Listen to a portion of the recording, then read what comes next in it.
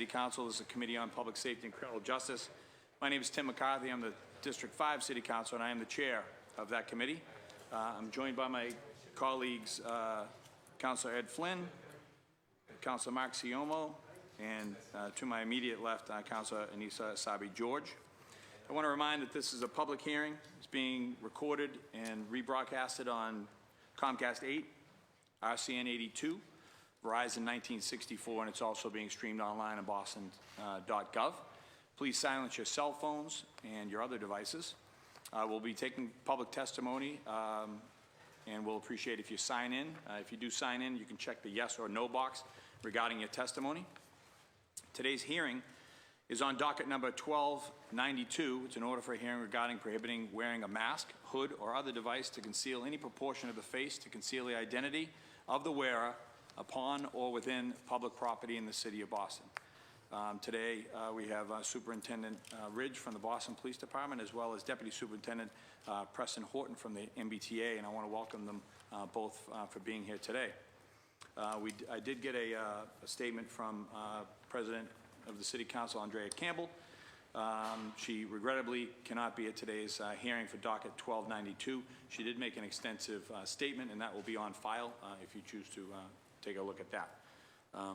So let me just quick have an opening statement. We'll have opening statements by the city councilors if they so choose, and then we'll turn it over to an opening statement by our police representatives.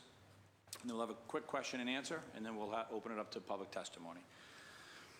From the first time someone burned a book or held a protest on the Boston Common to attack an idea, the lesson has always been the same. The overreaction begins, more attention than the idea would actually have gotten in the first place begins. We are in the internet age. The internet is a playground for people who spend all day long pushing other people's buttons. I know what I stand for and what I believe. I oppose and argue against bad ideas, and I support and fight for good policy. The parade was a bad idea, but it's protected. But we can't ever resort to violence, and for goodness sake, we have to show respect to the men and women who are here that keep us all safe. And the Boston Police, the Mbta, as well as the state troopers or any law enforcement agency.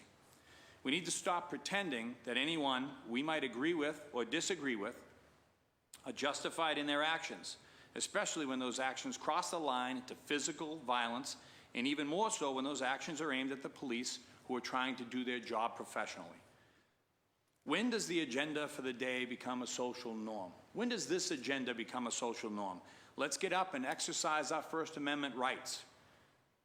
Grab your duplicate handcuff keys, grab your razor blades to cut the zip tie handcuffs if you happen to get pinched. I pre-made our trash barrel shields. Get ready to scream profanities at the police. Get ready to throw cups of urine. Get ready to spit at our police. Get ready to throw milkshake concoctions full of bleach and who knows what. And don't forget your mask. Let's be honest. This counter-protest was not a peaceful protest. I think the whole straight pride thing was pretty silly and pointless myself. And I have no doubt there are some people that had an agenda there that I don't agree or support. But the First Amendment, if it is to apply at all, must be applied and respected by all. Police have a difficult and dangerous job. The Boston Police do their jobs very well. In fact, President Obama has stated on numerous occasions that the Boston Police Department is the standard bearer for the police departments regarding city and community policing. The so-called Antifa, who target police and anyone else they happen to disagree with, are wrong, and they should be prosecuted. What they are doing is not speech. They're using force and violence that is not protected. The First Amendment applies even when we disagree with what others say. David French of the National Review stated on July 1st in an article in 2019, and I quote, "Anti-masking laws can be unconstitutional when applied to peaceful demonstrators seeking to protect their identities as a matter of personal safety. But that reasoning doesn't apply to Antifa.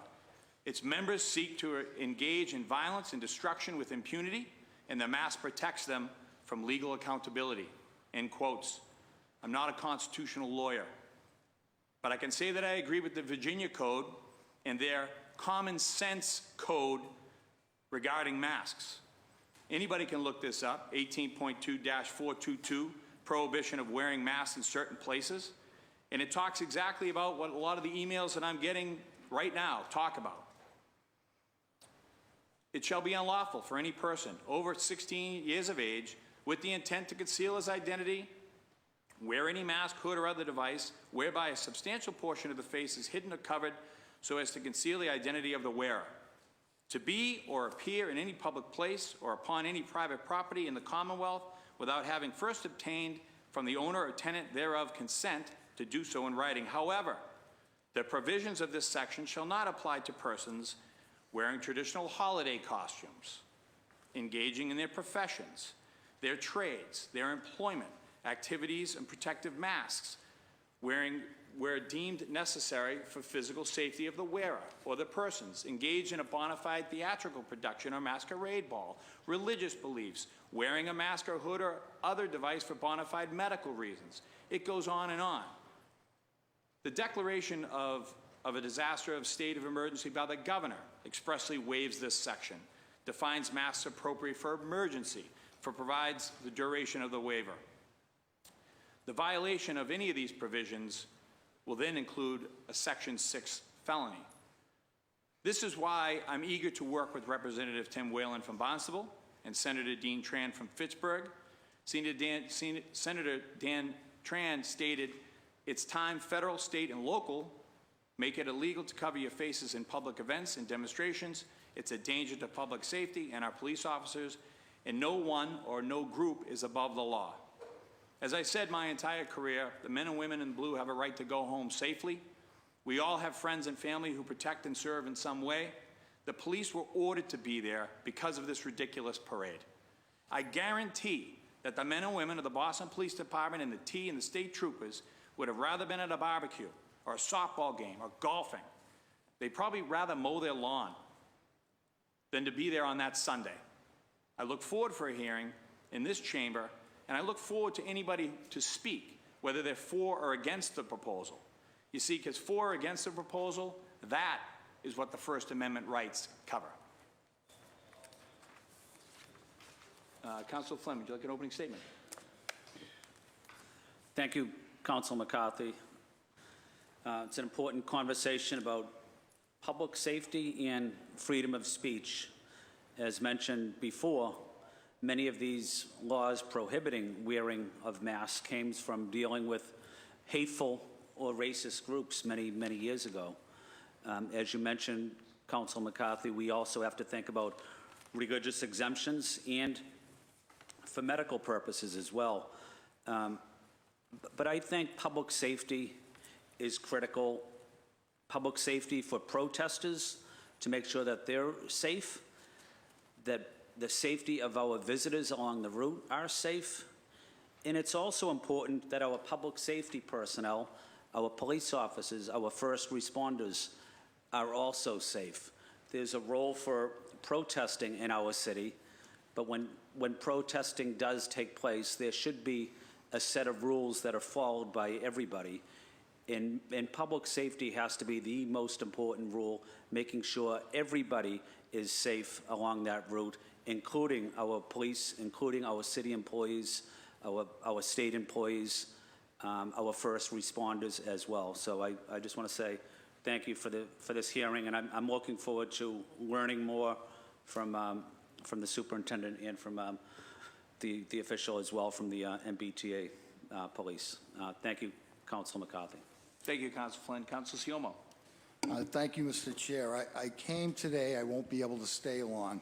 A couple of weeks ago, there was a resolution presented by one of our colleagues, and it was objected to. And it was merely to ask if we support our Boston Police Department. And I want to come on record today to say I fully support our Boston Police Department.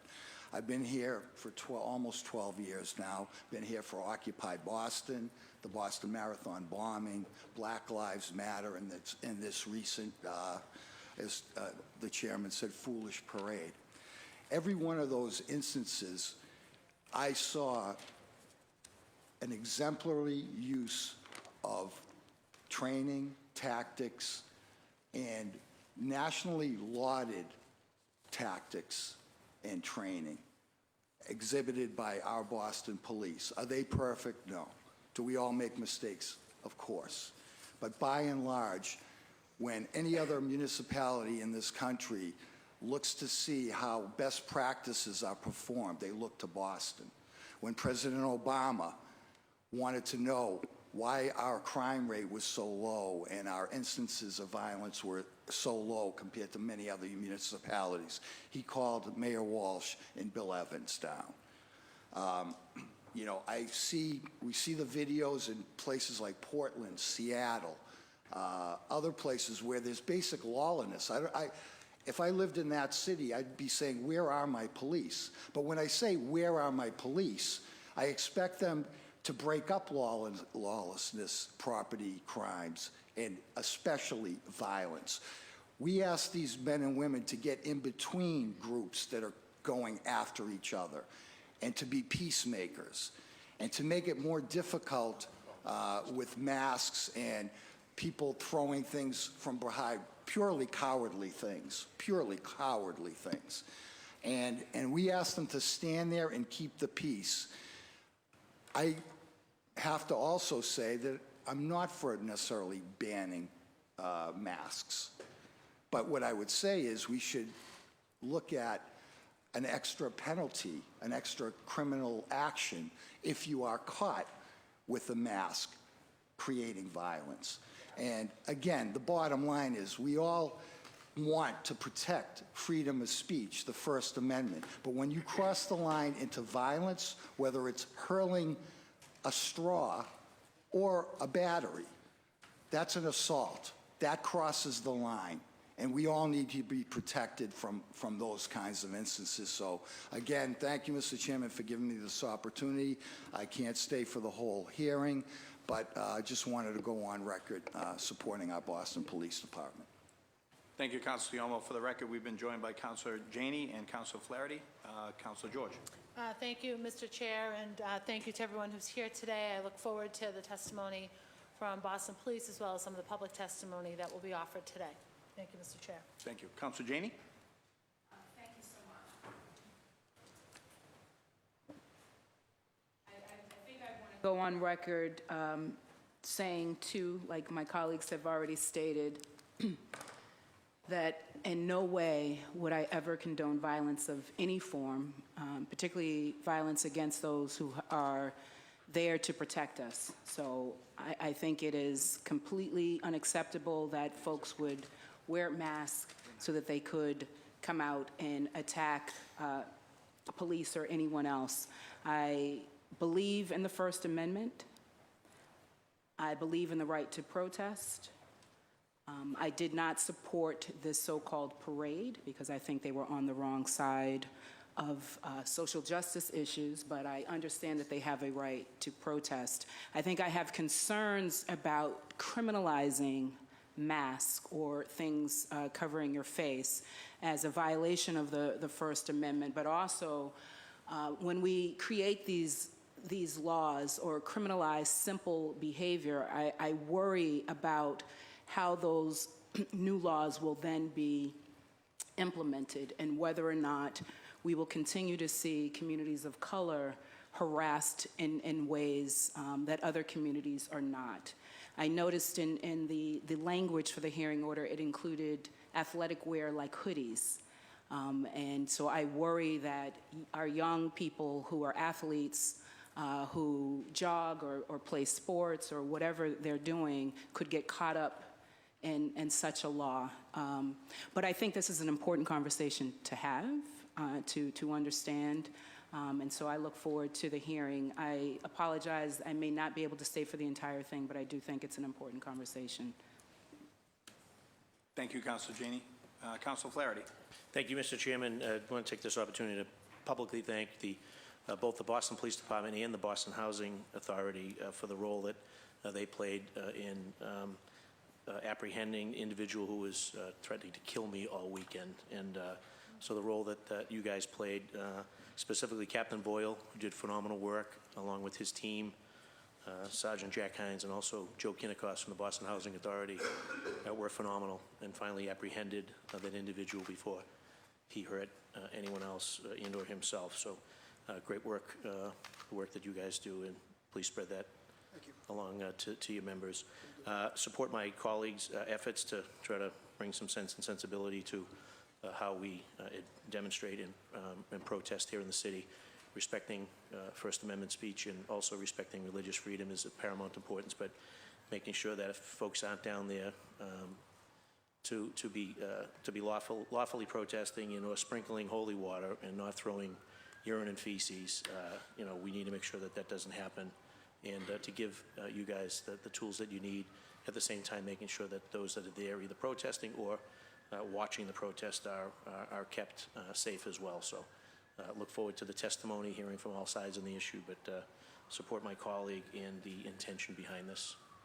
Thank you. Thank you very much, Councilor Flaherty. Councilor Edwards. Thank you very much, Chair, and I really do appreciate this opportunity to have this, I think, very important and timely conversation. I want to thank you already for your leadership in a lot of these conversations when it comes to public safety, whether it's with cameras, whether it's with dealing with folks who are in the Boston Fire Department. I just wanted to appreciate that, and I want to keep going on record noting that your leadership in this area will be duly missed since I know this is your last year. Very briefly, I think this is an important conversation, but it's about where we draw the line. I am really curious to hear about how we draw the line between someone who is protesting and peacefully doing so and wearing a mask, which I don't know that any of us have a problem with, and then somebody who is intending to commit something or do something, and they do so while wearing a mask. Now, I understand that in our state law, we already have an enhanced punishment if you are wearing a mask and commit another crime or some form of crime. So if that's already taken care of, as in the mask becomes the additional punishment for concealing who you are while you do some form of assault or breaking and entering or whatever, then if a person is peacefully protesting with a mask on, I don't know how or why we would punish or prohibit that. And if they do something wrong, they should be absolutely apprehended for doing something wrong. And that's the line I'm confused about how we're gonna draw that line. I showing up or protesting the Boston Tea Party with a disguise dressed as a Native American like some of our forefathers did, or just simply wearing a mask in a protest for gay pride. I don't, but peacefully doing so is not what we are trying to regulate. And I guess I'm confused about where the line's gonna be. Thank you very much, Councilor. Councilor Baker. Thank you, Mr. Chair. I'm just here to support you in your efforts and as the chair and as the main maker. And I have a problem with coming to Boston and trying to wreak havoc on our streets and cover your identity. I would have much more empathy or respect maybe for people that are going to come and protest and actually show us who you are and what you're about. I think the mask thing is just kind of a good way for us to have a conversation, because I think this is going to continue to happen into the future, and I'd like to see us nip it in the bud. I don't have any problem people coming to protest, but if you're coming and the mask is the outward sign saying they were coming to wreak havoc on your streets, then I've got a problem with that. So thank you for your work in this area, Mr. Chair. Thank you very much, Councilor Baker. The anti-mask law started in New York in the Hudson Valley in 1845 to combat violence against the tenant farmers in the Hudson Valley. And then sadly, it had to be reborn when the KKK raised its ugly head.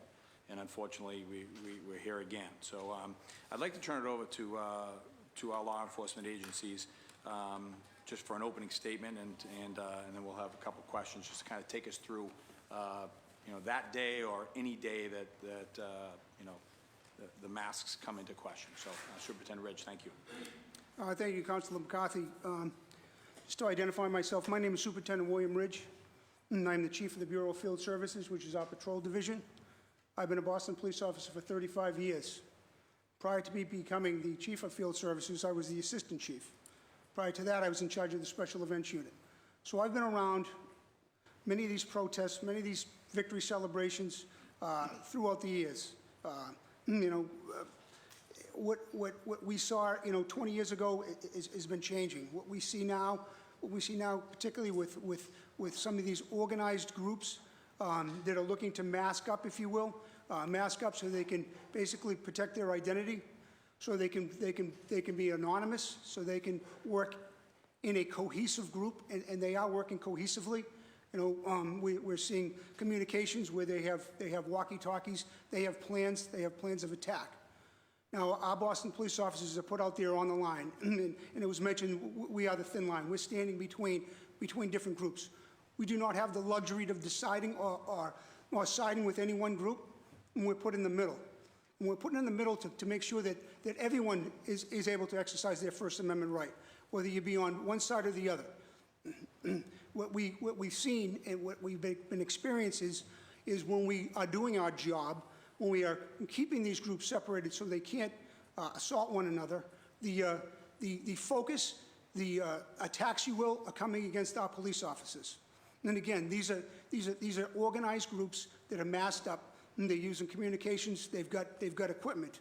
It was mentioned before that they've had, in particularly what we saw on August 31st is we had people with actual shields. They had barrels cut in half, so they have shields. They have batons. And they were staging those instruments at locations along this planned route. We were able to interdict those. We were able to proactively go up and stop people from getting close to the group that they opposed. Again, we do not have the luxury to decide what side of the fence that we want to stand on. We're standing in the middle. And what we're seeing now is organized groups that are masking up. And they're doing that to remain anonymous, to basically intimidate other people. And when we are doing our job correctly, we are becoming the target. And as we see, this has been escalating certainly over the last 6-7 years that we've seen these organized groups come in which case they end up fighting with the Boston police officers that are there trying to do their job. The fact that somebody is got a mask on, that does not mean that they're a criminal, and we totally understand that. But when we have organized groups that are coming in, whether they're against any particular issue, is none of our concern. To the police officers on the street, we're there just to maintain order. And when we have these organized groups coming in, masked up, that are looking to basically assault our police officers, is very problematic for us. It becomes very problematic after the assaults are done, when we have people that it was mentioned throwing objects at our officers. They're running back into the crowd. They're blending in, and we're not able to identify them because we've got a lot of different people with their masks on. So it's an ongoing problem. It's an officer safety problem, and it's of great concern to us that these issues are happening. Thank you very much, Superintendent. Deputy Superintendent, welcome. Good afternoon. Thank you for having me, Mr. Chairman. I'm going to be brief since I'm the Commonwealth visitor for the City of Boston. I just want to reiterate what the Superintendent said. Again, my name is Deputy Superintendent Preston Horton. I'm the Patrol Commander for the Mbta Transit Police. We move 1.4 million people every day, and when there's large protests or groups that come into the city, we move a lot of those folks in and out. And what we fully support everyone's First Amendment right to gather. We look forward to moving those folks in and out of the city when those events occur. But the wearing of a mask, whether it's on our subway system or in a bus, leads to some fear and intimidation. As Boston, we have a more difficult time identifying folks who are masked in any way. Obviously, we utilize our public safety camera system on the MBTA on a regular basis to solve crimes. And we find that when folks are committing these crimes while masked, it does make it a little bit more difficult to track those folks down. I appreciate that you're considering the exemptions. When it's extreme cold weather, we have a lot of our youth that ride the system that wear masks. A lot of communities of color, a lot of those young lads will be wearing masks or hoodies, and we need to be concerned about it. But I think that what you're trying to do is pretty specific and specific to certain events. and we know what groups we're talking about, and we have to figure out a way, as Councilor Edwards said, to find that medium of where we can decide where that line is drawn. You know, we certainly can have a Muslim woman who chooses to wear a face scarf to be stopped and harassed, and I don't believe anybody in this room would think that's appropriate. Massachusetts, Boston police in particular, are way ahead of the curve when it comes to civil rights and constitutional rights, and we're lucky to live in a commonwealth and in a city, I live in Dorchester, that protect the rights of their citizens like they do. So that's all I have for now. Thank you very much, Deputy. I couldn't agree with you more. And again, I said in my opening several times that we're talking about common sense legislation. And, you know, some of the emails that I've received and some of the phone calls that I've received, or even stopped on the street saying, you know, do you plan on canceling Halloween?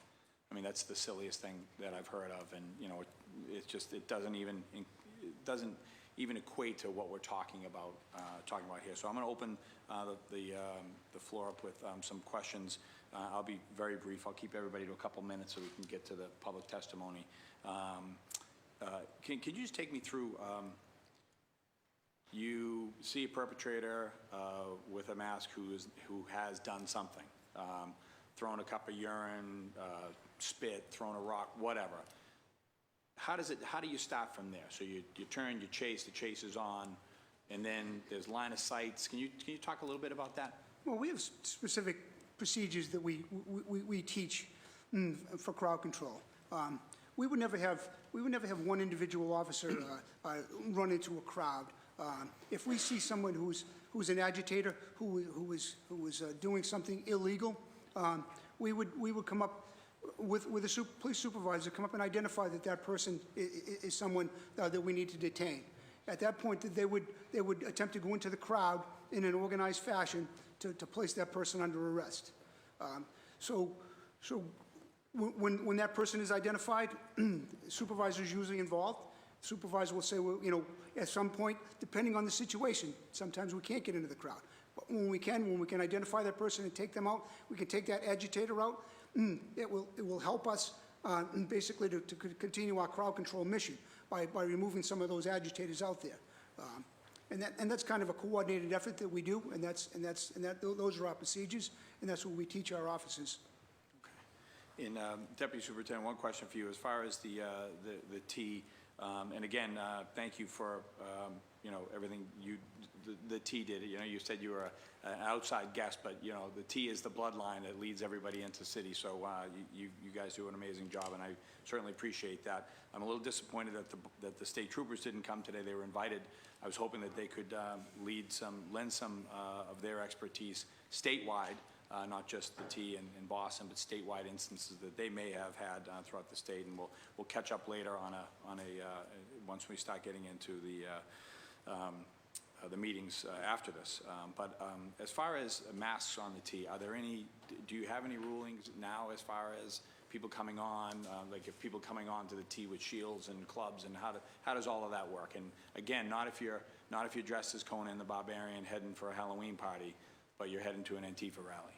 So there are certain items that are banned on the MBTA, and for instance, leading up to the protests that you've been discussing through this hearing, you know, we had our monitors paying attention to cameras and officers paying attention. Any information that was able to be gathered, we would share with the BRIC.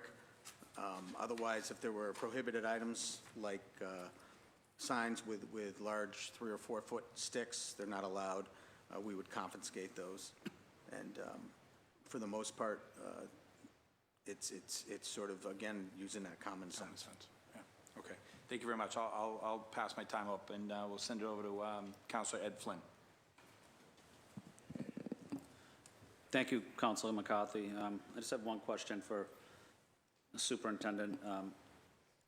How would the Boston police balance public safety? I think you talked about it earlier, but how would they balance public safety and the First Amendment on this? Is there any reasonable common ground in the middle on this issue?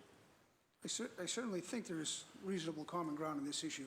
Again, it's been reiterated, we're not looking to stop people from wearing masks. We're looking to stop people from hiding their identity when they're at a demonstration in which violence is occurring. And that's what we've been seeing, and that's creating a public safety issue, and it's putting our officers in danger. Thank you, Superintendent. That's all I have, Council. Thank you, Councilor Flynn. Councilor George? Councilor Maxiamo? Oh, thank you. I think we talked about the Virginia law a little bit, and I'd be more in favor of that. I don't think going down the road of trying to enforce who's wearing what kind of mask where when is feasible, quite honestly. But I believe strongly that we should have an extra charge assessed in such an instance. So, somebody throws something, they have a mask on, you catch up with them, you identify them. That should be a separate and additional charge in addition to the assault and battery. And I would certainly favor pursuing that kind of legislation, and I think it's important to do. That's all I have. Councilor Asabi George? Thank you, Mr. Chair. We do currently have some laws on the book at the state level regarding an individual wearing a mask or a facial covering and sort of in the operation of committing a crime. Can you talk a little bit about how that law is currently enforced, and were any charges similar to that applied to any of the cases in the arrests following the parade/protest, counter-protest event that day? So the actual Mass General Law, it's kind of an add-on charge, if you will, but we're seeing it has no deterrence at all for these groups that are showing up. These groups that are showing up as an organized group that are putting on masks, that are looking to basically hide their identity so that they can blend in with the crowd after they've committed an act of violence. Do we see it added on, though, in these cases here with the arrests that were made following this event? Was this charge added on to any of those cases? I don't have all the arrest sheets with me, Councilor, at all, and I would defer to another time to answer that question. One of the issues I have, and Councilor McCarthy and I have discussed the religious freedom protections and the medical mask protections, but I do worry about replicating state law that already exists as opposed to reaffirming that state law and making sure that we have appropriate policies in place during these larger scale events as to not create confusion. Because although we can assume that everyone will apply common sense, I think reaffirming and making sure that policy is clear so that common sense does prevail in these cases is critically important to balancing protecting an individual's freedom of speech and protecting the police officer as well as other residents or visitors in the area, and thinking about non-large scale events and intimidation that facial covering can create in sort of general movements across the city. If I'm coming home late night on the T, I may have some concerns if I'm traveling alone sitting next to someone who has full facial covering that isn't implying any sort of religious preference, or it's a medical mask or something like that, or it's not a cold night. So I do worry about, through the chair and to, I think for our work on this side of the chamber, is how do we make sure that common sense does prevail and that good policy is written so that it does lend itself to common sense being applied in a fair manner. But I think that's the end of my question and comment for this period. Thank you. Just to clarify, before I hand it over to Councilor Janey, these are just the bullet notes from the law that exists now. Chapter 268, Section 34, establishes a punishment for anyone who disguises themselves while preventing a law enforcement officer from doing their duty or intimidates another person from their exercise of their constitutional rights. This section applies regardless of whether this is a public demonstration or not. Penalizes the disguised individual with a fine up to $500 or a maximum jail term of 1 year, as well as possibility of probation for up to a year imprisonment. The bill that's up that Senator Tran is pushing forward, that I will be supporting with Representative Whalen, They remain, the Section A that I just read remains with minor technical adjustments. Section B adds for the scaling punishments for individuals that disguise themselves. So anyone who disguises themselves while preventing a law enforcement officer from doing their duty, prevents, intimidates another person from their exercise of their constitutional rights, a punishment of $1,000 and up to 1 year imprisonment with an up to a year of parole afterward. For anyone that commits an act of violence against another person at a public event while disguised, they are subject to punishment up to $1,500 fine and or at least 1.5 years imprisonment with up to a year parole afterwards. And for anybody that commits an act of violence against a law enforcement officer, a firefighter, or a first responder at a public event while disguised, they're subject to a punishment of $2,000 fine and or at least 2 years in prison with up to a year parole afterward. So Section C obviously exempts, once again, including religious headwear, treatment of medical condition, part of a costume worn or nearby holiday event such as Halloween, or for warmth during periods of extreme cold. Again, seems to me to be common sense legislation. So I just want to put that on the record. Councilor Janey. Oh, Councilor Janey's gone. Councilor Flaherty's gone. Councilor Edwards, you got the express to the statement. You're in. Thank you. So if I understand it, that was extremely helpful, Chairman, about reading that language. So if I understand the current language, then we already, if someone's coming and does commit a crime and wears a mask, they are subject to punishment civilly and criminally right now. Correct. Okay.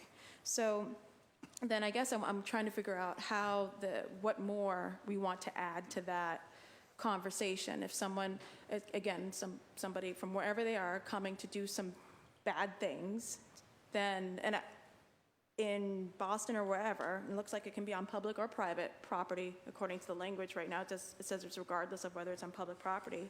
Right now, if they come here intending to do those things and to hide who they are, we have criminal recourse to that. What additional things do you think we're missing? Council, if you will, there are people certainly better qualified than I am to be able to write legislation. I'm here today to tell you the problems and the difficulties that we're having under the existing laws that are out there. I'm not about to dictate any type of specific legislation that should be. I mean, I heard the scale up, I didn't mean to cut you off. I've heard the scale up already suggested, which increases the fine. So right now, I mean, literally not committing any, you can intimidate somebody in a mask and be criminally liable. This scales it up. If you commit violence and have the mask on, you get additional jail time and fines. And if you commit violence against a public official while masked, then you also you have additional fines and you also get jail time. So I guess with what you are dealing with on a day-to-day basis, and I understand you're not in a situation where you can't really say yes or no on legislation, but what other additional protections about the mask do you feel are necessary? Just not legislation-wise. I mean, I'm just trying to figure out what you feel is necessary. Just from my perspective, the inability to identify folks, because they have a mask on, they don't necessarily always get apprehended right away. Okay. And if they were to escape, whether onto the Mbta or just out of the protest zone, it's very difficult for law enforcement to try to identify them in the future. And this is, we've had some horrible acts, some terrorist acts here in Boston. They've been masked, they've been not masked. So do you think that by prohibiting folks from wearing masks in a protest, we're going to prevent violence? I do, because it takes away the anonymity. You know, I want to say it's almost like if somebody knows you're doing something wrong, you'd be more or less apt to do that. Where if somebody's able to say this person did that, they'd be less apt to do it than if they felt like they could get away with it because they're anonymous. That they could throw that bottle that contains substance at the offices because they're masked up and they're in a group and they can't be identified. Where if they weren't masked and they could be identified, they probably wouldn't throw that bottle. I guess I'm also concerned about enforcement. I guess even now hearing the language of the current law, how quickly someone could be protesting in a mask, how quickly someone could be in a situation where they are now suddenly subject to criminal accusations. And I think, you know, I understand we brought up Halloween as, you know, this is common sense legislation. One, common sense isn't so common and not all of us agree with what makes sense. So in the situation on Halloween, we already provide free taxi cab services because we know people get intoxicated. They'll be in masks. So now we have people doing stupid stuff, possibly criminal things, in masks. According to the language that my colleague just read, they could be subject to heightened punishment. But that's the kind of mindset and concern that I have, how quickly this slippery slope in terms of civil liberties could be, we can go down that. And so I certainly agree with the goals of trying to make sure that people are respectful of other people's rights and civil liberties, but I guess I'm not hearing how the current law is ineffective and is not helping to protect or punish people for doing criminal acts with a mask on. I'm really asking, I'm genuinely asking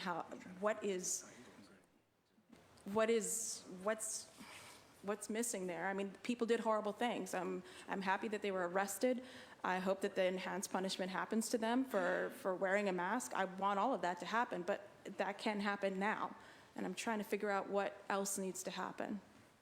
Just the outright banning of masks in a protest? Is that you feel that's necessary? Again, it would depend on the situation. We can't make a blanket statement about every single event, but when we certainly had intelligence that there were going to be groups that were coming to disrupt this event. You know, that was out there. We saw it. We saw organized groups show up at this event with the sole purpose of intimidating and stopping someone else from conducting their First Amendment, whether you agree with it or not. And again, our people don't have that luxury to agree with them or not. They're out there. And when we have these organized groups that are showing up with masks, the current law withstanding, it's very problematic, and it's creating, as we've seen, it's creating a public safety situation out there in the streets that puts Boston police officers in jeopardy. Thank you, Councilor. Councilor Baker? You good? You good? Yeah. Thank you, Mr. Chair. So what is the difference in penalty if you get caught at JFK Station robbing somebody's backpack so you get caught, you don't have a mask on? Is there a higher charge if you had a mask on for that particular crime, unarmed robbery, street crime? Do we know? It's an added charge. So what would the Robbery while masked. Robbery while masked, right? well masked? So there's no like an extra 6 months or an extra. It's just another charge. Right. That would certainly be determined by the court. Yeah. Okay. So something more clear, like an armed robbery, a bank robbery, guns involved, masked. That's like 2 more years or something like that. Is that correct, or just another added charge? Again, that would be the court's determination on what punishment would be. I mean, I don't have the actual. Yeah. Okay. What the punishment would yeah. be. So when we've had Patriots parades, we've had Red Sox parades. Do people come in masks then? No. Do they come in masks? Certainly, Patriots parade. It's cold. Yeah, it's cold. They could have a mask on. Have we seen any of these organized groups looking to disrupt these events with masks on at the Patriots or the Bruins or the Red Sox and Celtics celebrations? No, we have not. Yeah. So there's more people at the Patriots parades, Red Sox parades. Hopefully we'll have more of those parades. So how many people? Yeah. No, I hear you. How many people? No comment on that. How many people will be arrested at one of those parades? So we're talking two different things, Councilor. Yeah. We're talking, so our primary concern for events such as the Patriots' victory celebrations is the overexuberant fan who's intoxicated. Yeah. In which case we have numerous fights that break out along certain areas, most involving younger people, opposed to a demonstration such as we had on August 31st. It's totally different crowds that are showing up. For the most part, everyone showing up at the victory parade is very exuberant, and they're all supporting the same issue.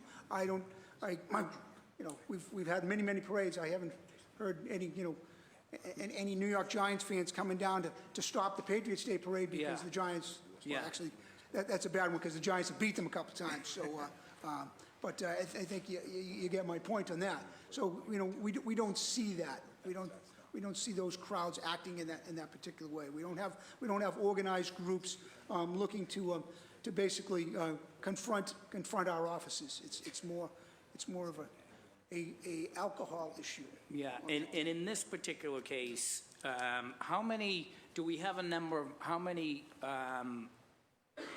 we call them anti-protest, the people that were along the route, how many people were there approximately? Do we have any numbers like that? How many people with Antifa or came out to protest? It was in the thousands. Do we have an actual number? So maybe 10,000 something as compared to a Patriots parade, we may have 700,000 people here. Yeah, I mean, the numbers are totally different, and again, it's two different issues. We don't have the same concerns. There's different concerns between that situation and the situation that we experienced on August 31st. Yeah, so, but we seem to have had more of these sort of protests things in the last couple of years where people are showing up with masks. It tends to be... It is, as I mentioned, it's been escalating, particularly, I'd say, over the last 5 years. It's been escalating to where we're having these groups that are organized, showing up. Again, they've got communications. They're talking on walkie-talkies. Yeah. They are planning stuff. And your guys are showing up in riot gear. Well... No, I mean, and I mean that, because you know what's going to happen, you're showing up in riot gear. You know you're going to get stuff thrown at you. We have the ability to come out with riot gear. Yeah. We have personal protective equipment. Yeah. On this particular day, the Boston Police Department, did not utilize our public order platoons. We were able to contain and maintain that parade throughout the course of the day, and we did not deploy our... So regular officers showing up in... Regular officers showing up with protective helmets on. Okay. And I'm in favor of a ban. We know when this type of gathering is gonna happen.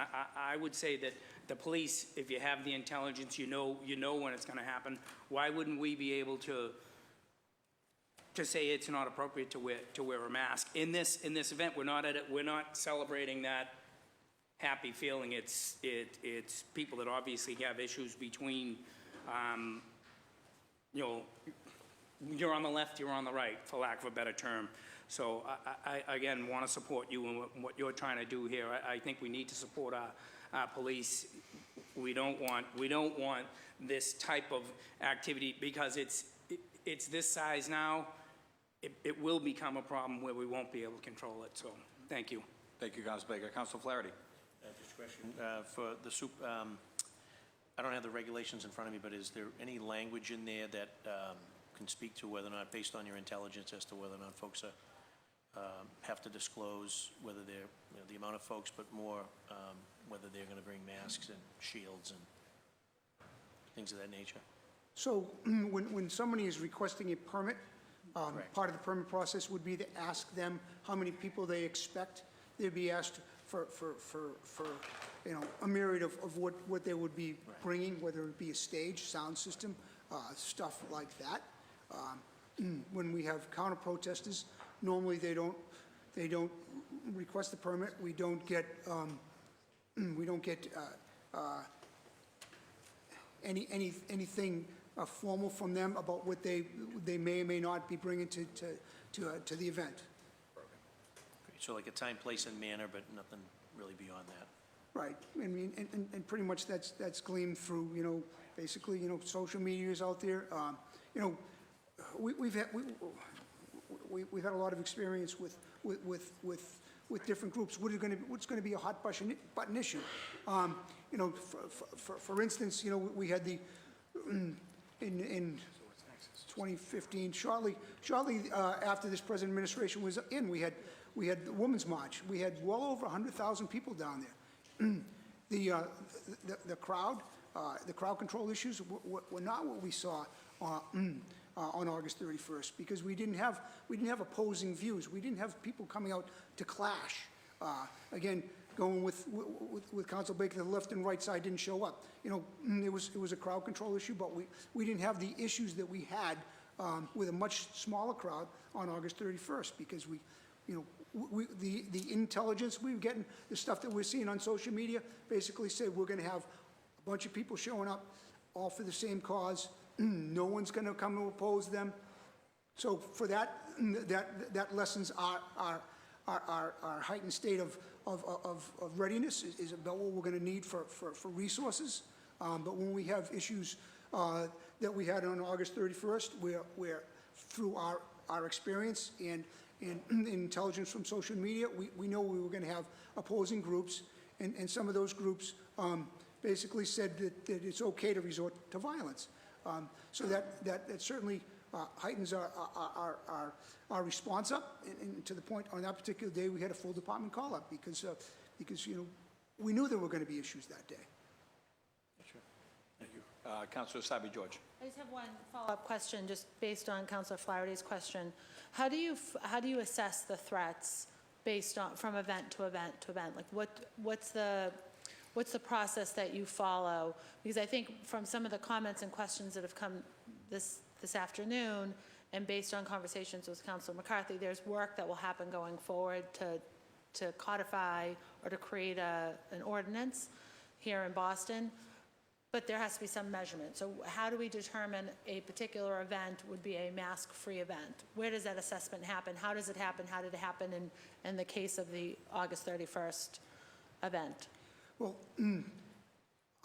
let me just address how do we glean the intelligence? How are we able to come up with our operations plan about what we're going to do as far as what our police resources will be available? To answer that is we look at the situation. We look at what's happening around other parts of the country. We look at what has happened before, so we have a historical perspective. We get through social media. We're able to see that we have different groups that are going to be coming to oppose it. Sometimes we may get numbers, sometimes we don't. But it's basically, the situation is looked at as a whole. What's happening around the country? What is the hot button issues that are affecting the country today? So what is going to be affecting the city of Boston? And that's how we start to come up with the concept of our operations, what we can expect as far as who we're going to have, again, using Councilor Baker's term, who we're going to have from the left and the right showing up, and what we need to do to mitigate that so that we do not have these groups basically assaulting one another.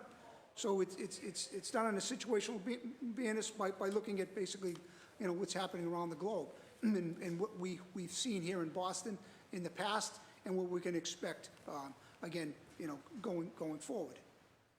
So I think the tool that's being proposed, or the possibility of creating a tool which would be some sort of ban, would have to, either your assessment or our tool would have to align with one another in order for it to, balance that common sense element and create a good piece of policy, not something that could be abused, certainly by any authority, whether it's the police's authority or the council's authority. And I wonder too, how does that fall in line with assessing the straight pride group that came in to march? So the assessment was based on their response in other communities. would we ever just not allow them, or would the threat be too large that we would say it's just not worth having that group come? You know, I'm not going to answer that question. That's a political question, whether a group can come or not. That again, I think I stated before, we do not have the luxury, the Boston Police Department and the men and women of the Boston Police don't have the luxury of deciding who can come and who can't. That's not our responsibility. And going back to Councilor McCarthy's point, there's not very many one of our officers who wanted to be there that day. Right. You know, a lot of people would have been happy doing a lot of other things. We ordered our people to work. Right. Our people were told, no, you're not having a day off. They were forced to come in. So, again, you know, we don't have the luxury. And that's a fair enough Yeah. response. I want to make sure whatever tool it is that we're going to create as a council, that it's a useful tool, it's a good piece of policy, it is one that can be applied in a thoughtful manner. Again, that we can utilize common sense, but oftentimes if we rely simply on common sense, legislation gets abused. So how do we create a policy that makes sense, but can be applied in a thoughtful and reasonable way across the board, really, and that's utilized so that your men and women are protected, that visitors to the city are protected, that freedom of speech and freedom of assembly is protected, and freedom of expression is also protected. So thank you. Thank you very much. And thank you again, Superintendent Ridge and Deputy Superintendent Horton, for being here today.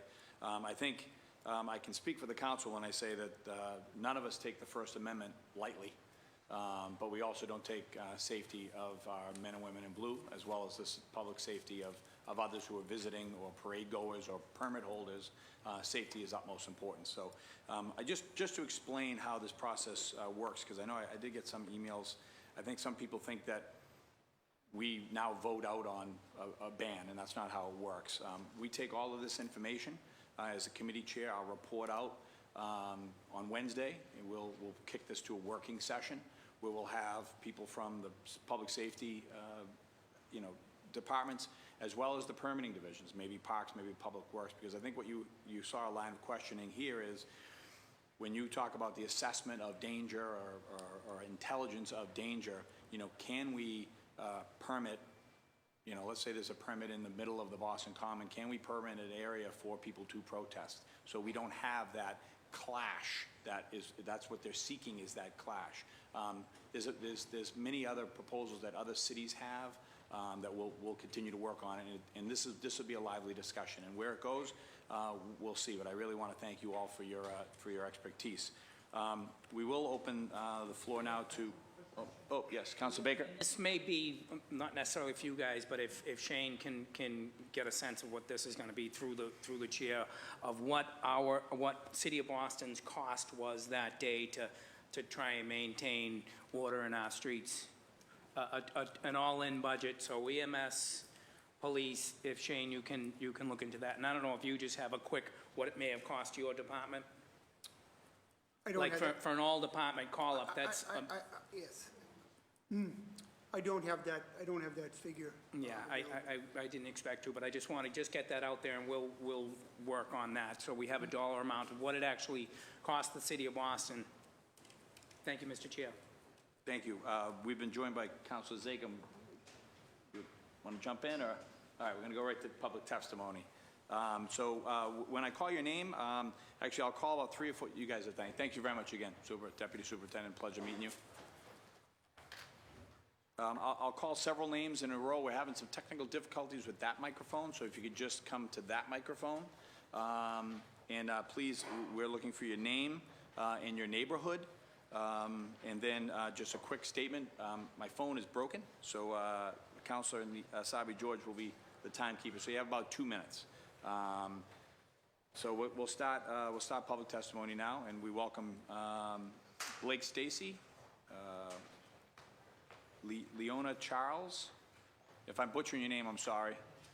Alex Matthews, and what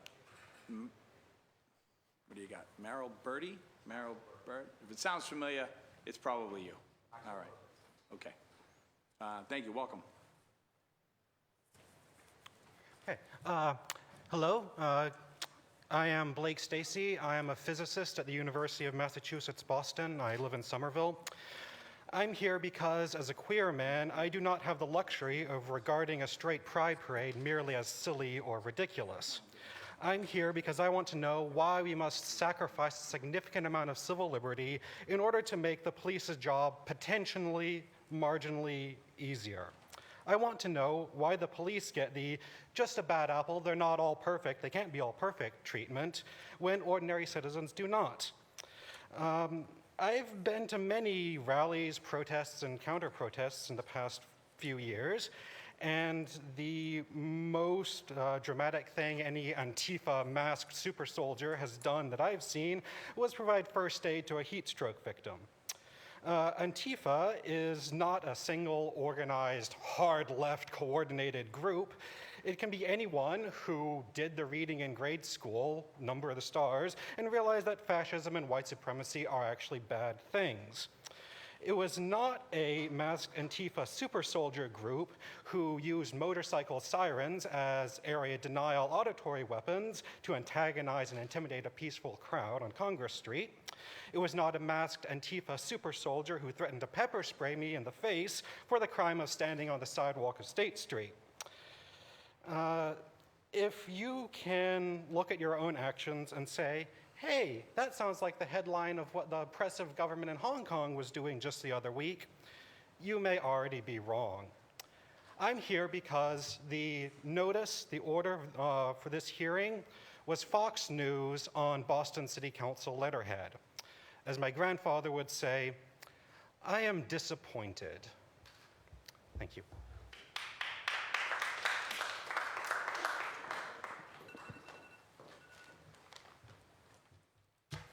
I am a resident of Boston.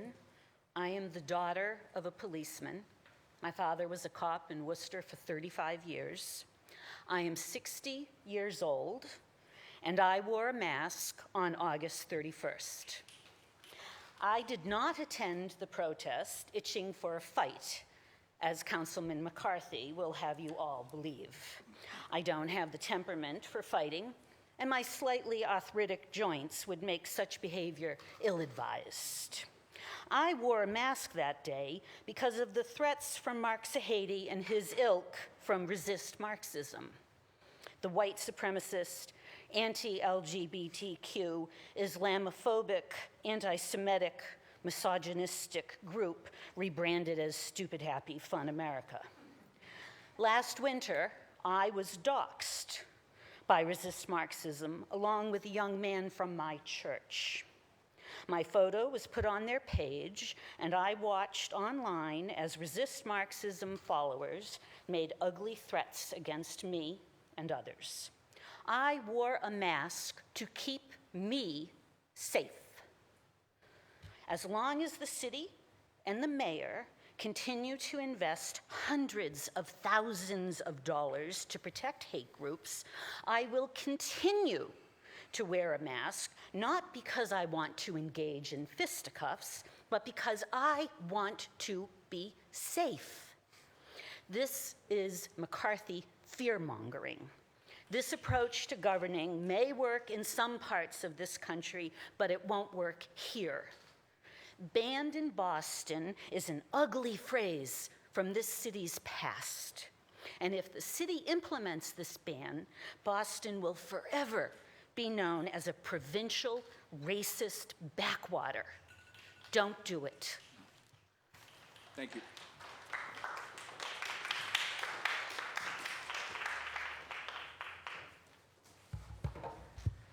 Hi, my name is Alex Matthews of Belmont, Massachusetts.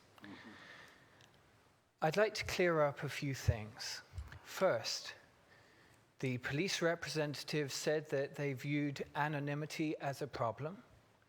They don't have the right to view anonymity as a problem because anonymity in public is legal. Not identifying yourself to police at a protest is legal. Wearing a mask with the intent of committing violence in public is already illegal under state law. So let's be very clear about what we are considering here.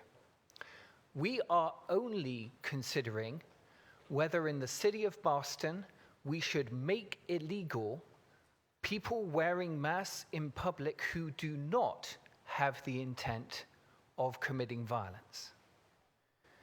Currently, the onus is on the police to show that somebody has the intent to commit violence, and they have chosen, with respect to the Straight Pride Parade, to not make that case for any protester who was there. They said themselves that they have no evidence to bring before you today that any protester at this protest who is facing charges was masked. Currently, there are only 7 people who are facing charges at most arising from this parade. All other charges have been dropped, and that is out of what the police themselves say was over 10,000 participants. If this had been a parade where protesters were significantly violent, the police already had the legal power to declare an unlawful assembly, and they did not. I would ask you to consider if masks in themselves, with no demonstrable intent to commit violence, constitute a public safety threat. Do you feel threatened right now? Yeah, thank you very much. Appreciate it.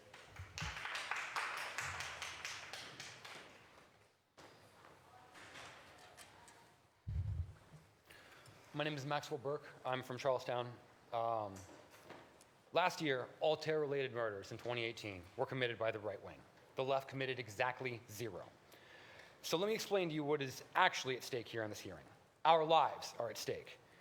America is in an asymmetric war. I think most people prefer to remain ignorant of this fact, even as the right-wing terrorism statistically increases. The Proud Boys unite the right, and most horrific of them all, Adam Wasson division, stalk, dox, and kill. I could give mundane examples, or I could skip right to the point that they are linked to 5 killings in the last 2 years. And Marty Walsh keeps bringing the enemy to our doorstep. The Straight Pride organizers are the Unite the Right organizers of Charlottesville, where Heather Heyer was murdered. She was murdered by a man who premeditated murdering left-wing people. He didn't care what they were, as long as they were left. The only thing people have to fear from the left is being unmasked as a far-right supporter. Councilman Mccarthy spoke about the internet and people speaking on it. He quoted a right-wing parody account. That's why everyone laughed. That was his evidence, a troll account. I'm sure it is less than shocking to hear that the right is full of provocateurs. Councilman Flynn was also adroit to point out that most laws have dealt with racist groups. The KKK has indeed continued to win court cases to uphold their right to mask because of the argument that unmasking them would subject them to violence. This is a logical fallacy called begging the question by trying to position the left as the antagonizers. Furthermore, you're following it up by appealing to emotion to prop up your otherwise baseless cause for an anti-mask ordinance. The people heard it Straight Pride. They were protesting the hate. Several of your police gleefully assaulted us with pepper spray, and the only problem many of you seem to see is that we defended ourselves rather than submit to beatings like sheep. How dare you? The police superintendent is fear-mongering. He spoke about walkie-talkies as if every 7-year-old doesn't have one. He alluded to plans of attack that trailed off and started talking about shields and batons, but I was there. The police intentionally merged the groups. Their tactics were abysmal. They then attacked peaceful protesters with sonic weapons. I have heard a ton of lip service to the rights of free speech. Those were not recognized. The police actions were focused on dispersion and disruption. These types of counter-protests are increasing because the mayor keeps inviting them here. Thank you very much. I'm not quite done, sir. No, your time is up. It's 2 minutes. Everybody gets the same. Those who would give up essential liberty to purchase a little temporary safety deserve neither Mary liberty Landau, nor safety. Claire Fitzgerald, and Penny Stott.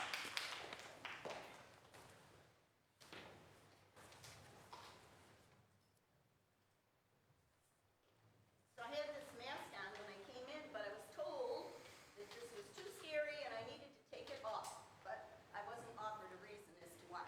Okay. My name is Mary Landale. I'm an activist from Watertown. I engage in protests. To be clear, I do not condone violence towards anyone, and I agree with Mr. McCarthy that the First Amendment rights apply across the board, whether I agree with you or not. The Stamp Act. Boston has a long history of activism and protest. The Stamp Act of 1765, where they hung officials in effigy, street theaters, mock funeral processions. The Boston Tea Party, which had protesters dressed as Native Americans. Protests are meant to bring attention to issues that we as a society need to look at and to propel us towards action. Indeed, as a country, political protest has helped us propel us to be kinder, more inclusive. Think of the Lowell Mill Girls, labor unions, suffragettes, civil rights movement. There are many reasons why someone might wear a mask to protest, having nothing to do with violence. For me, masks are a form of costuming. They're a playful way for me to reinforce a point I'm trying to make when I'm protesting. The theatricality attracts people's attention, which is part of the reason for a protest. This exercise of my First Amendment right allows me to be creative in how I express my ideas. There's other reasons which we've already heard also for wearing a mask or a hood, and mine is not the only face of activism. There are activists who, because of their sexuality or gender identification or color of their skin, are more likely to be targeted for abuse or doxing by trolls. There are people who want to obscure their identity because their livelihoods or their safety might be at risk. How are you going to differentiate between Muslim women wearing the niqab out of modesty, religious orders, people who are wearing the masks for health reasons? You can't differentiate between these people. It's impossible. And the people that want to commit violence can just as easily pretend to be those people as well. Councilor Mccarthy is concerned with the recent violence against police. Policing has always been a dangerous job with risks. I'm puzzled how police with superior numbers, protective gear, non-lethal and lethal means of intervention aren't able to neutralize violent offenders and arrest them. I'm in favor of that. Arrest them. I'm not in favor of giving up my First Amendment rights because of a few. It's the proverbial slippery slope you're proposing to embark upon. You might argue, well, we're not intending to go after anyone who hasn't done violence, that you'll be using common sense, but laws like these have a way of morphing at a later date and being expanded upon to justify their use to a broader group of people. Today, you're discussing the banning of masks and hoods in public areas. Tomorrow, I know you're going to be discussing the use of facial recognition technology in public spaces. The freedoms enshrined in our Bill of Rights won't be taken away in one fell swoop. Rather, they will disappear quietly in small incremental bits in response to things that seem like common sense and good ideas at the time. Thank you very much. Is this the kind of world you want to create? The bottom line is we have a right to peacefully assemble, the right to freedom of nonviolent expression. In a free society, the default position should be one that upholds individual liberties. Do not let a few bad apples cause you to reflexively curtail the freedoms of many. You were not elected to further strip our rights away. This is not Hong Kong. This is Boston, birthplace of American liberty. Your job is to defend that legacy. Thank you very much.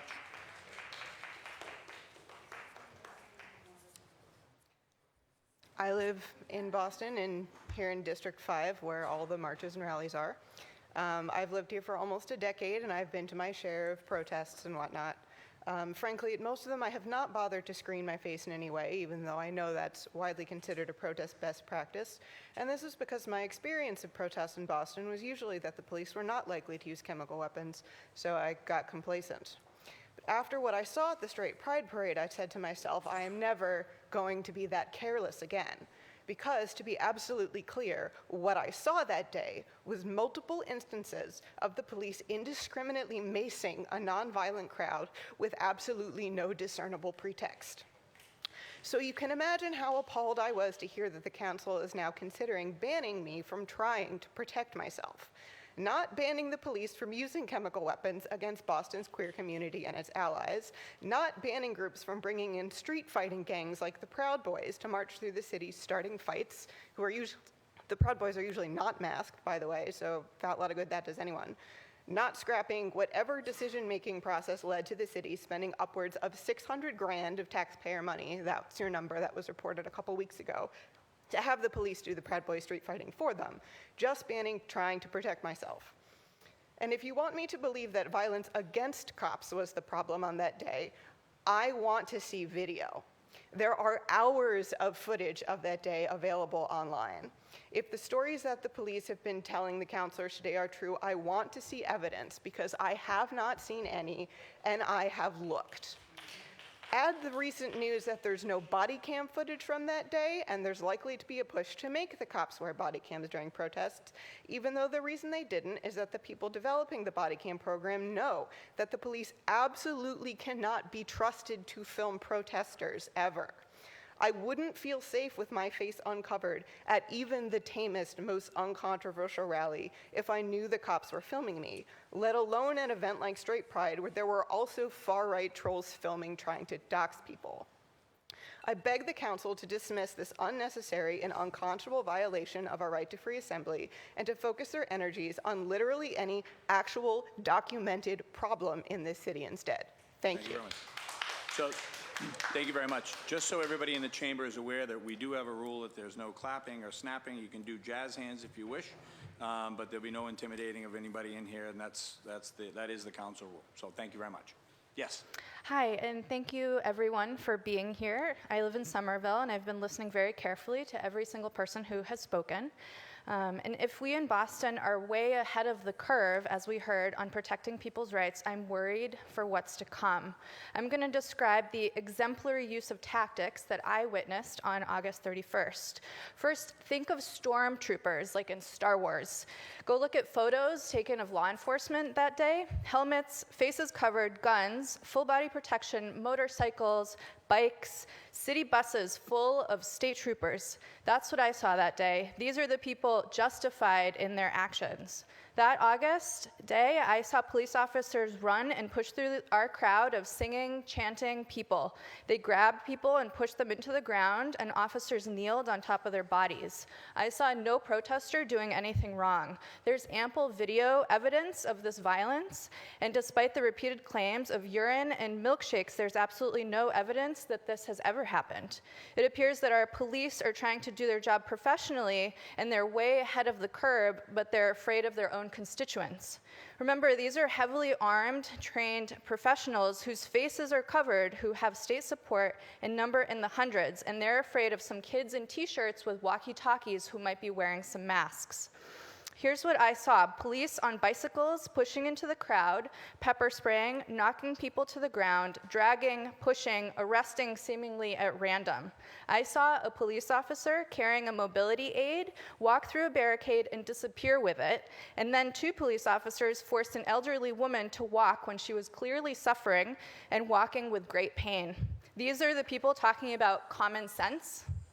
I saw police escalate rather than de-escalate. The police harmed people exercising their First Amendment rights, and the people I saw wearing masks were the police.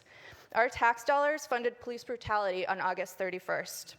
And this was not an isolated event. We know that police violence happens every day, particularly and disproportionately affecting people of color, LGBTQ folks, and homeless people. And this is being done with our money in our name. If the Boston Police Department is the standard for the nation, I fear for our democracy. So we have, that worked. Joseph Peters, Larry Calderoni, Sophia Grogan, Elijah Collins, and Rachel Meiselman.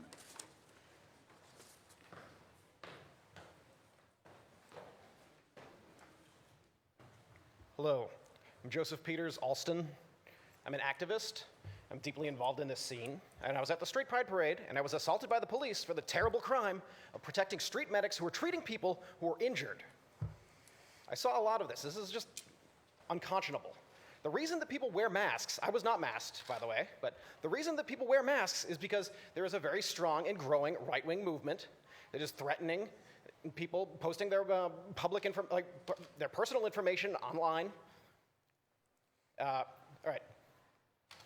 Gode Gotsby, and a journalist who who operates on the anti-fascist beat, had a Proud Boy from Massachusetts come all the way from Massachusetts to his home in the outskirts of Philadelphia, and like personally threaten him with like an 8-hour drive both ways. Gwen Snyder, an anti-fascist organizer in Philly, has had Proud Boys show up at her house at like 11 o'clock at night to try and threaten her. She was not actually home, so they just ended up harassing her neighbor. And I mean, this stuff, and this is only the beginning. It's only going to get worse. If you want to look at what's happening here and now, like the closest rubric you can think of is not it's like Germany 100 years ago. Not necessarily like 1930s, but like 1919. Thank you.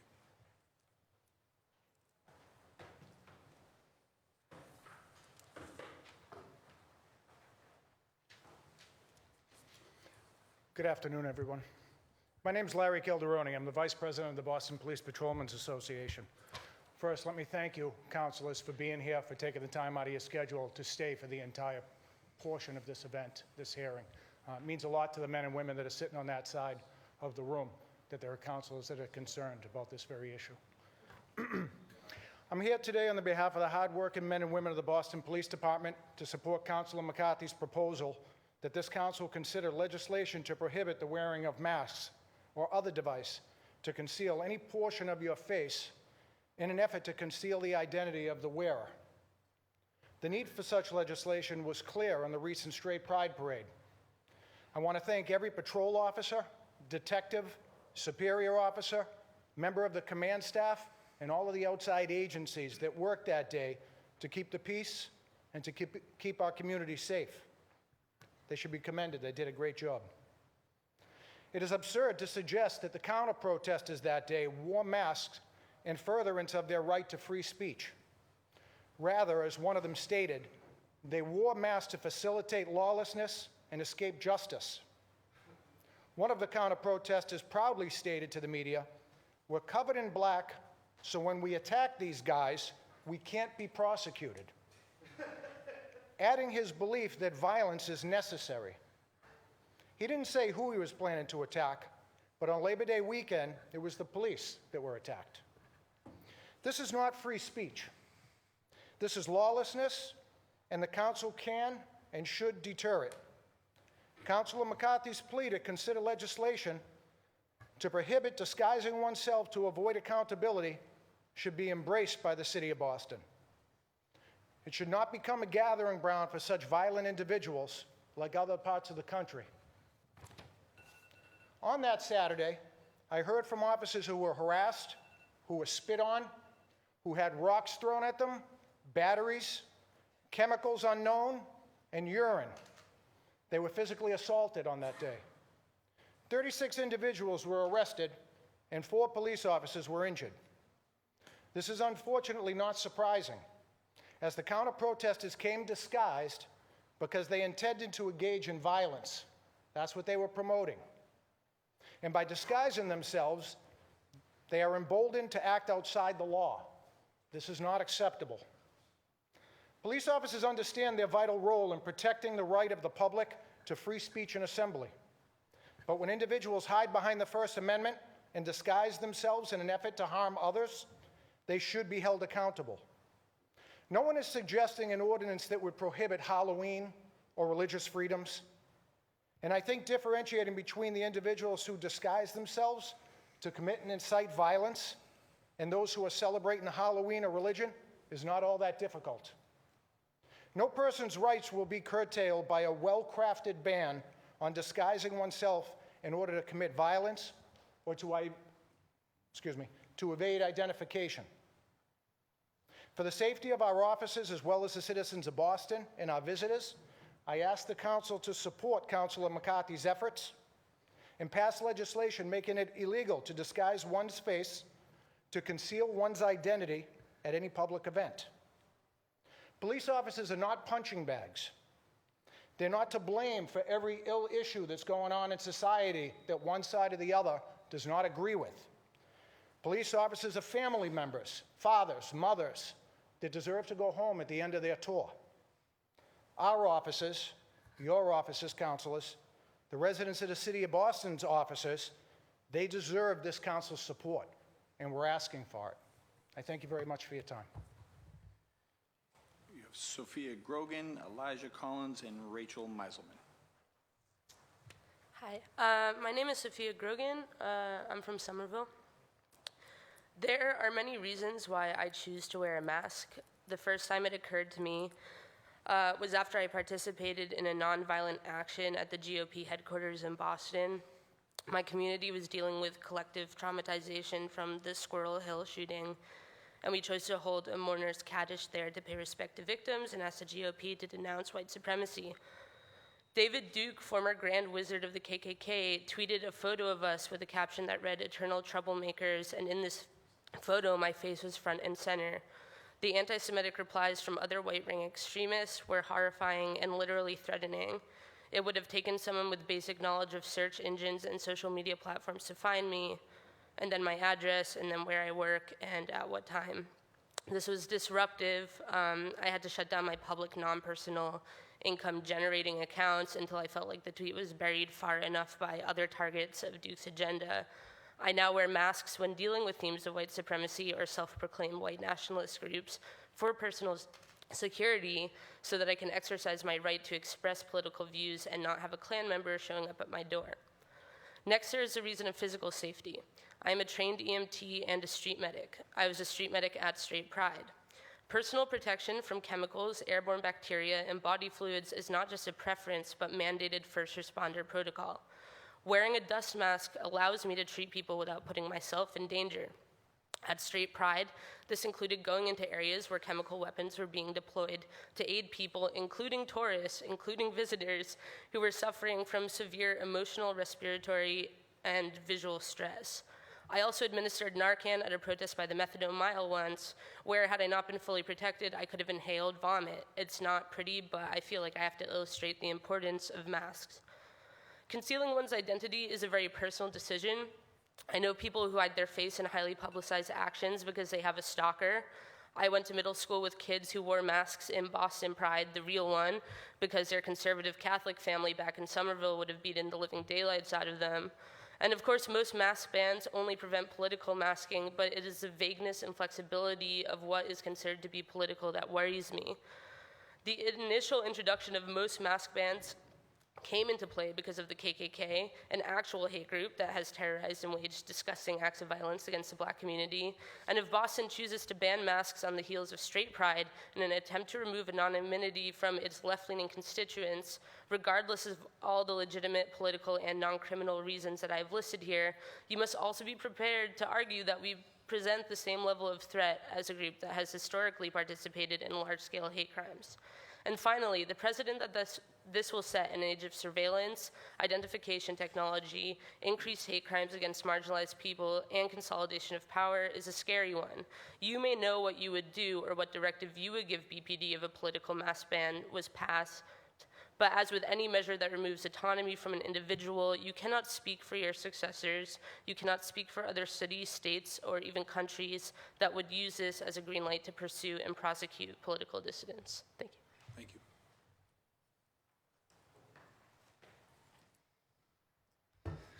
Hello, my name is Elijah Collins. I'm a resident of Dorchester.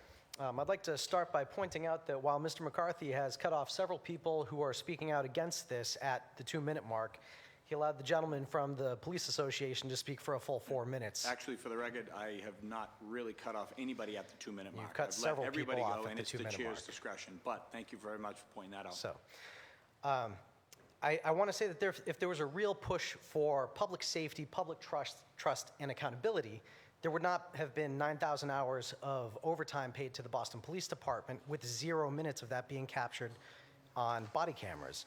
Body cameras are there for a reason. It's not just for the police officers, like to protect themselves from liability, which it is. It's beneficial for them as well. it helps the public to trust the police. Because if there is an altercation, such as the many well-documented altercations that were instigated by a very specific police captain who has been recognized by the DA as problematic, and there have been no repercussions. The public does not trust the police. And having 9,000 hours of overtime and no footage of it is one reason. Now, the organizers of the Straight Pride Parade were neo-Nazis. You know, they have well-documented ties to neo-Nazi groups. These are people, the ones who came out to counter-protest, many are people of color from various ethnic and religious minority groups, the LGBTQ community. These are people whose very lives are being directly threatened by neo-Nazis. They're wearing masks to protect themselves from doxing, from just straight-out attacks by neo-Nazis. Neo-Nazis or Nazis and white supremacists are the biggest domestic terrorism threat in the country right now, according to the government. They have openly said it. So you're trying to say that Boston citizens who want to protect themselves from the biggest domestic terrorist threat in the country should not wear masks to protect themselves because the police aren't doing everything that they can to stop them. I mean, it's unconscionable. So, you know, let's get some accountability from the police department if you want us to trust them. Thank you. Rachel Maslin?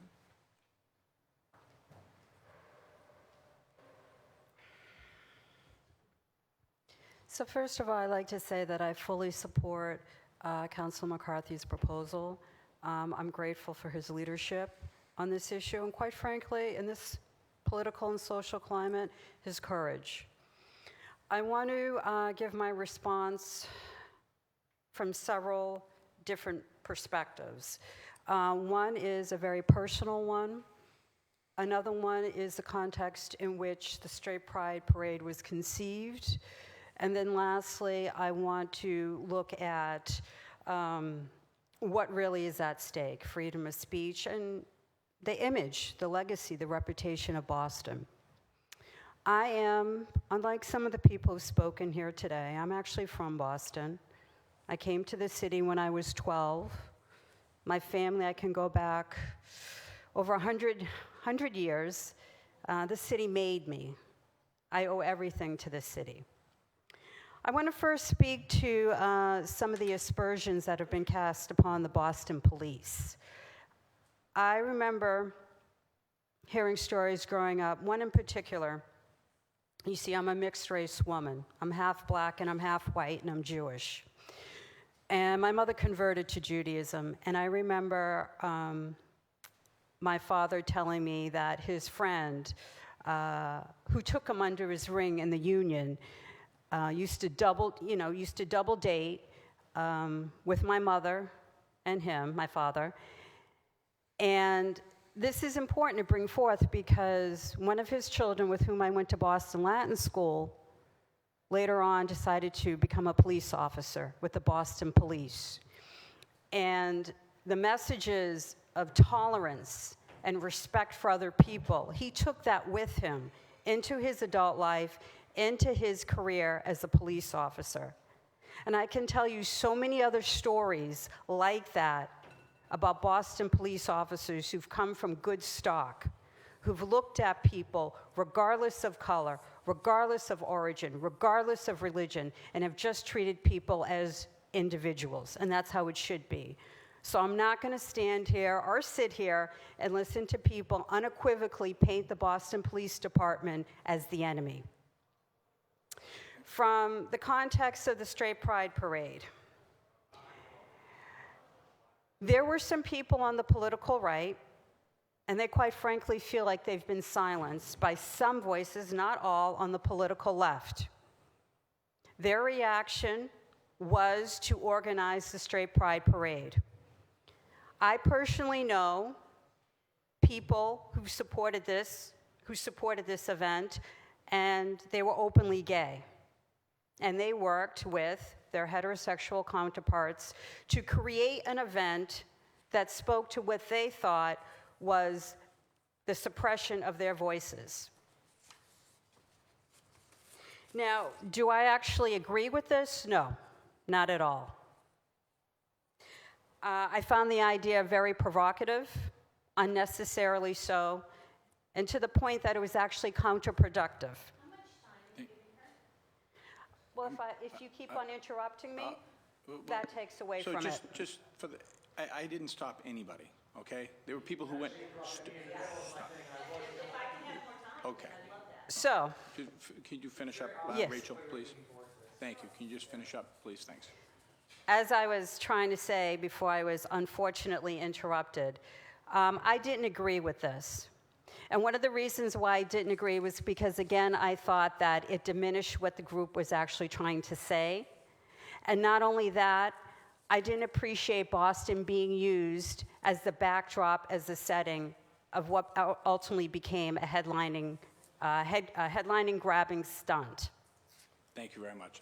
We gotta wrap that up. Thank you very much, though. And I do want to say on a last note, really what's at stake here is freedom of speech. And what's also at stake is the legacy of Boston. Thank you. Thank you very much. I want to thank everybody very much for coming today. There was a lot of great insight, and we'll be taking this back to the work. We'll be sorry? My name, I signed it when I came in. Oh, I'm sorry. Yep.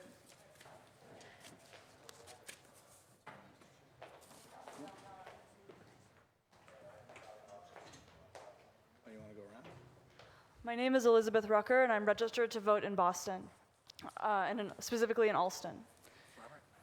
I want to cut to the chase.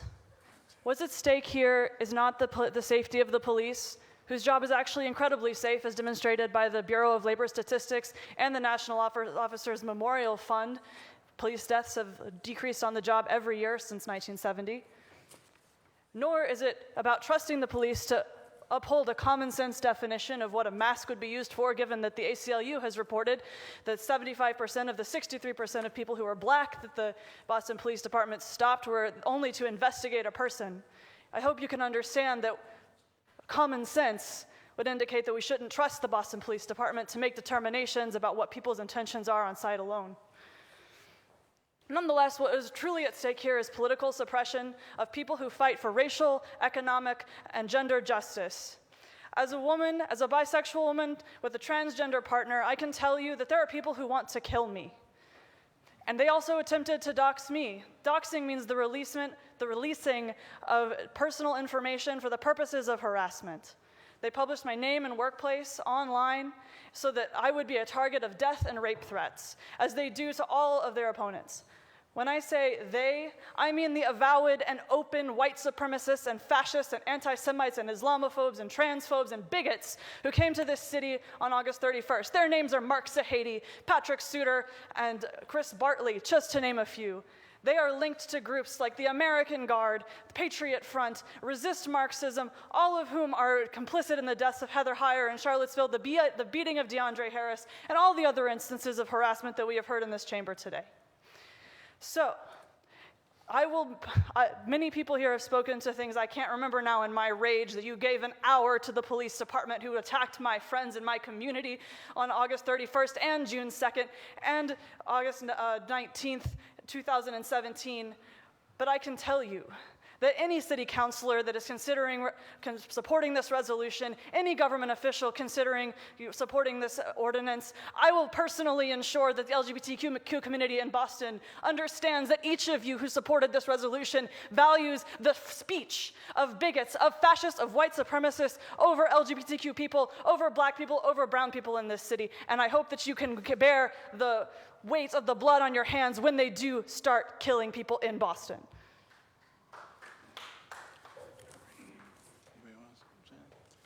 I know we'll go around one quick time. Councilor Flynn, do you have a closing statement? You're all good? Yep, Councilor Sabi George.